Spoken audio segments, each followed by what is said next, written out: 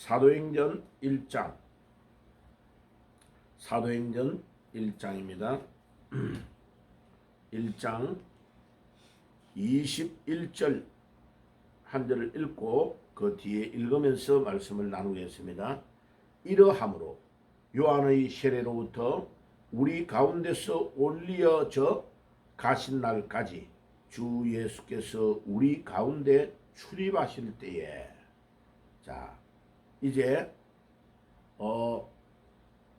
가룟 유다에 대해서 말씀을 어제까지 나누었습니다. 자, 가룟 유다는 가장 존귀하신 예수님을 가장 낮은 종의 가격으로 팔아넘긴, 물질의 눈이 어두워서 만몬을 섬겼던 자가 가룟 유다입니다. 지금도 가룟 유다의 후손들이 너무나 많습니다. 예수 안 믿는 사람은 말할 것도 없고, 교회에 다니면서 예수를 믿는 자고 하는 자들이 가룟 유다와 같이 돈 때문에, 물질 때문에 그 물질을 신으로 섬기면서 지옥의 길로 가는 자들이 너무나 많습니다.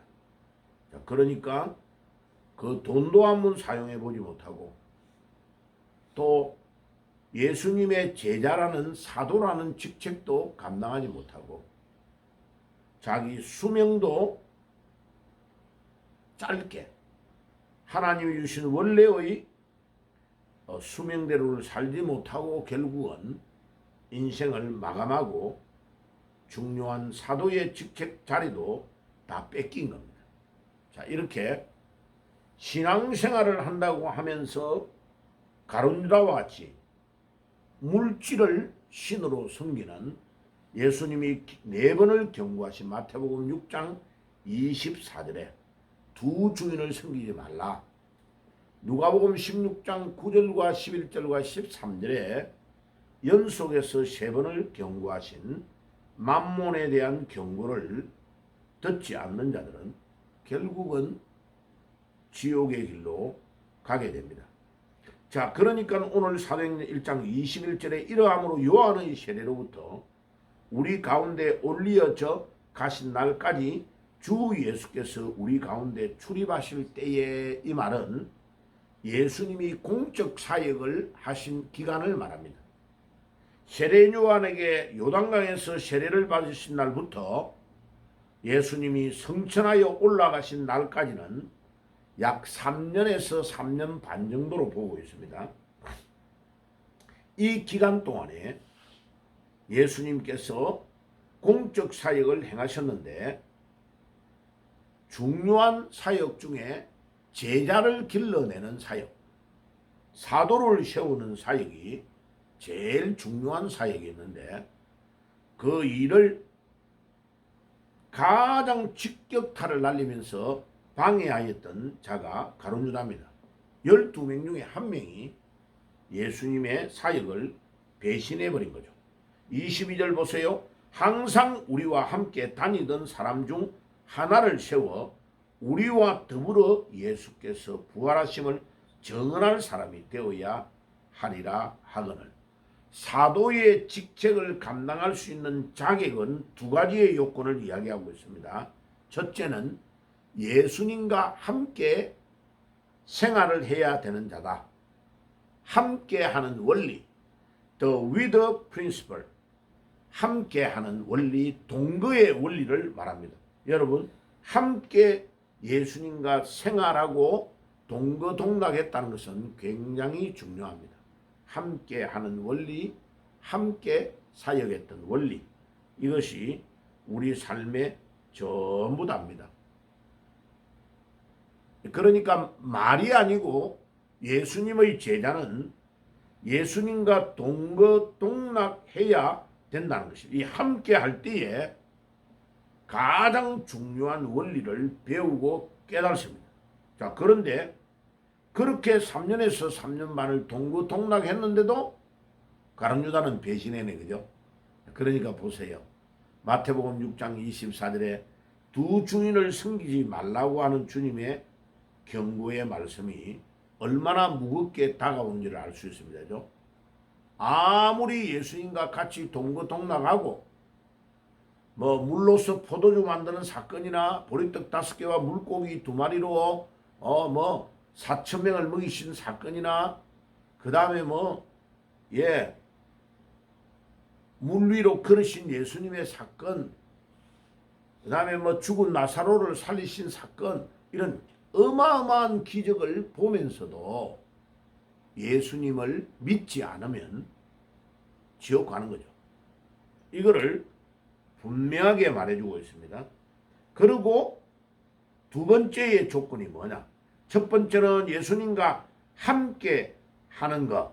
두 번째는 예수께서 부활하심을 증언하는 사람이 되어야 된다. 예수님을 증거해야, 예수님의 부활을 목격하고 그 부활하신 주님을 증거하는 증인이 되어야 예수님의 사도가 될 자격이 있다 하는 것을 우리에게 가르쳐 줍니다. 23절, 그들이 두 사람을 내세우니 하나는 바사바라고도 하고 별명은 유스도라고도 하는 요셉이요, 하나는 마띠아라. 자, 여기에서 우리가 잘 알 수 있는 것은 뭡니까? 아니, 2명이 있으면 그냥 2명을 다 사도로 세워주면 되지. 또 왜 2명 중에 1명은 꼭 떨어뜨리고 1명은 합격을 시키냐. 그러니까 12명이 어떤 숫자적으로서 의미가 있다는 것을 우리에게 잘 가르쳐주고 있습니다. 3, 12 이런 거는 완전 숫자고요. 예수님의 12제자, 그 다음에 야곱의 12아들, 12아들을 통하여 12지파가 되고 12로 나가는 이 원리를 중요하게 여기고 있다는 것을 알 수 있습니다. 그래가지고 그 유스도라고도 하고 요셉이라고 하는 이 사람하고 마띠아하고 2명 중에 1명을 심지를 뽑아가지고, 제비를 뽑아가지고 결정을 합니다. 그러니까 이 12이라는 원리를 우리에게 가르쳐주는 중요한 의미가 있다는 것을 알 수 있습니다. 자, 그리고 24절에 그들이 기도하여 이르되 무사람의 마음을 아시는 주여, 이 두 사람 중에 누가 주님께 택한 바 되었느냐라고 기도하고 있습니다. 자, 그러니까 예수님의 사도를 뽑을 때 보니까 기도하고 뽑네요. 그죠?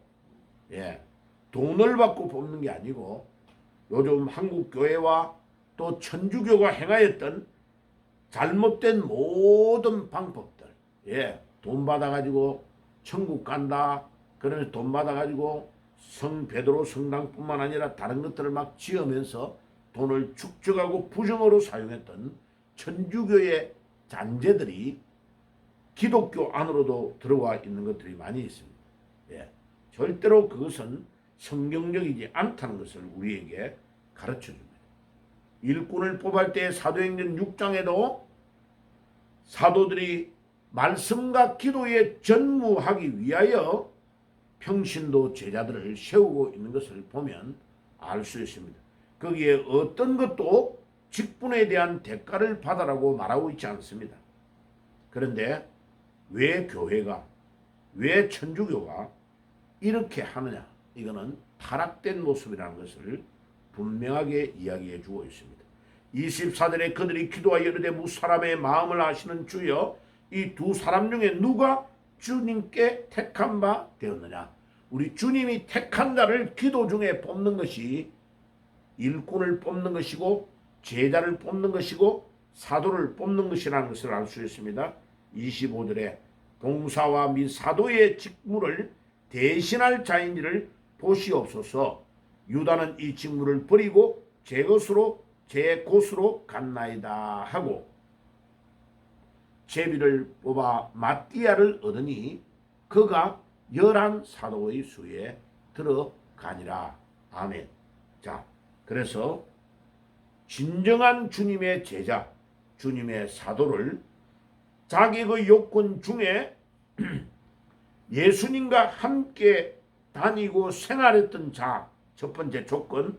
두 번째는 부활을 증거하는 사람이 되는 것, 부활의 증인이 되느냐 하는 것으로 사람을 뽑아놓고 그 중에 한 명만 추려내는데 마띠아를 뽑았다. 보면 하나하나 우리 주님께서 이런 제자를 뽑는 데에 중요한 원리를 그들에게 가르쳐 주셨음을 잘 알 수 있습니다.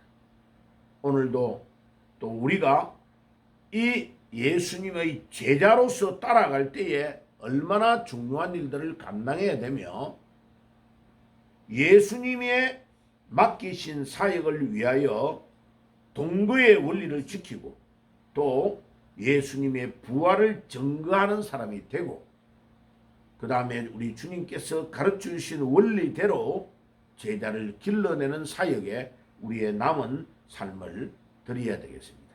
오늘도 우리도 마띠아처럼 주님이 원하시는 제자가 되어 주님께 꼭 사용될 수 있는 그런 중요한 믿음의 제자, 믿음의 사람이 되기를 위해 노력하며 애쓰는 우리가 되기를 주의 이름으로 축복합니다. 기도하겠습니다. 하나님 우리 아버지 감사합니다. 오늘도 사도의 자격에 대해서 말씀을 나누었습니다.